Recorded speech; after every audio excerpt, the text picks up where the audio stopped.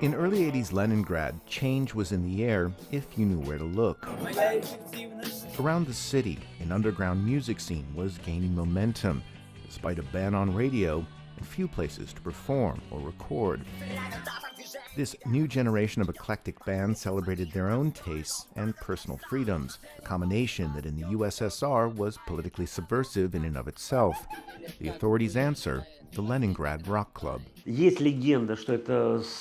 legend was that the KGB opened the club to keep an eye on us, and that was a big mistake. All the rockers hiding in every corner of the city ended up in one spot.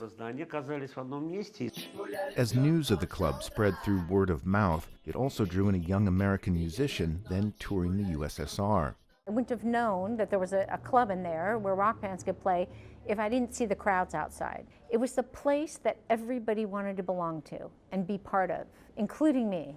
A new exhibit celebrates the club's legacy some 40 years on, as both legendary stage and a pivot point between freedom and state control. Of course, there were small concerts in apartments, but they ended up with everyone arrested. The Rock Club gave them at least a chance to perform somewhat legally.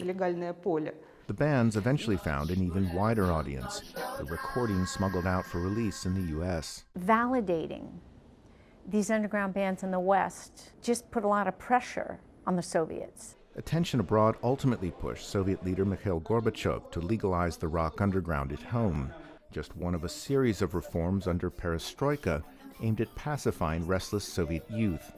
But those who documented the era argue the government was trying to contain the unstoppable, a push for greater freedom. It took only about 10 years for the Soviet power to collapse after Rock Club was opened. And this isn't an accident. Cause and effect, reason and a result.